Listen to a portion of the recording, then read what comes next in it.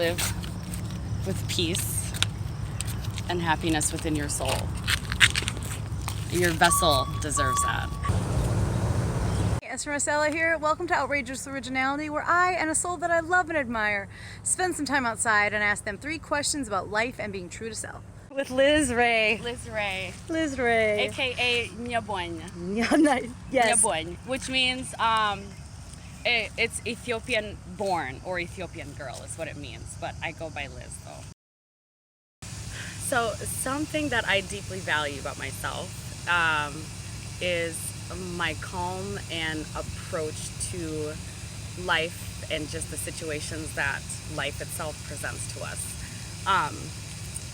So for example, like if I am met with a situation and I don't understand it, rather than facing it with frustration and anger because I don't understand it, I calm down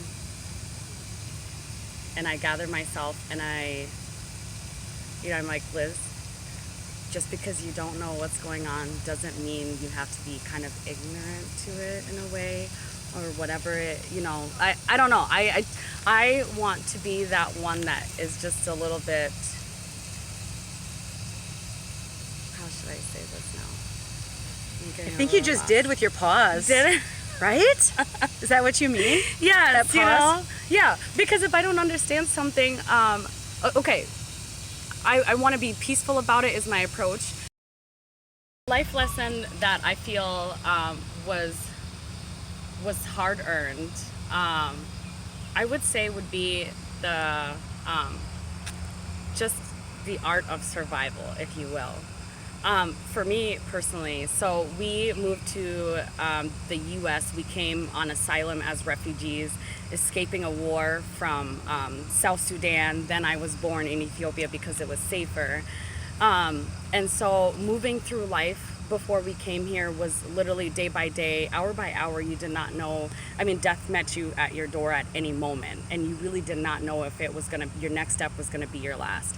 And so then transitioning from that to the U.S., then we met ourselves with like a different form of survival, blending in, learning the language, learning the ways of people here, being just like everyone else, so you're not outcasts and so that was just a different, all of those.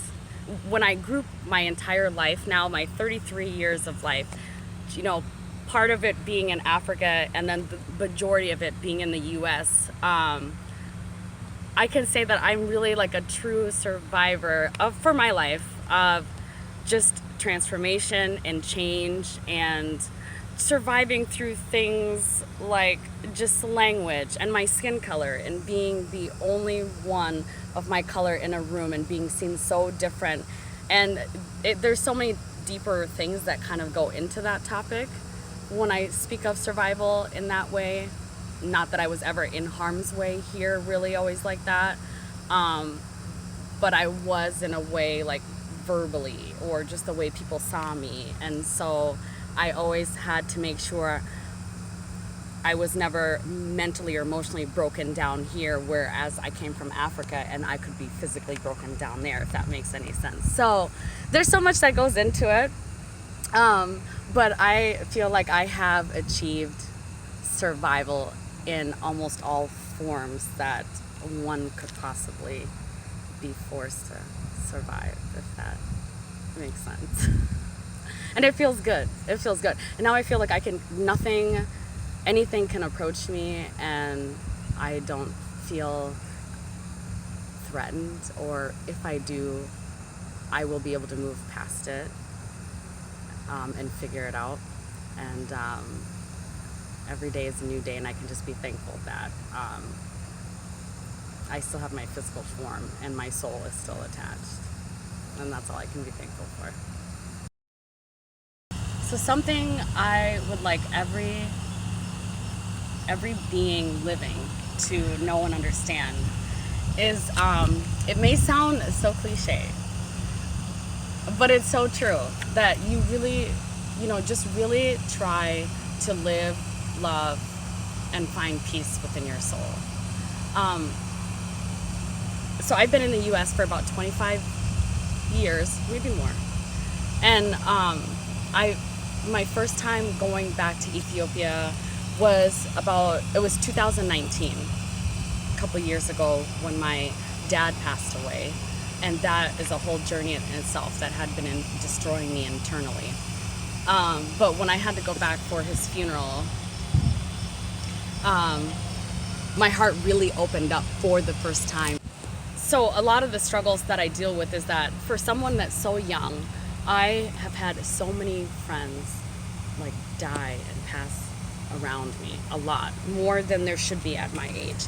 And so going back to Africa, really, that was the first moment in my entire life that I had found peace and belonging, and finally, like, I was in the right place when I really, for something that I've been searching for so long, I finally was in the right place.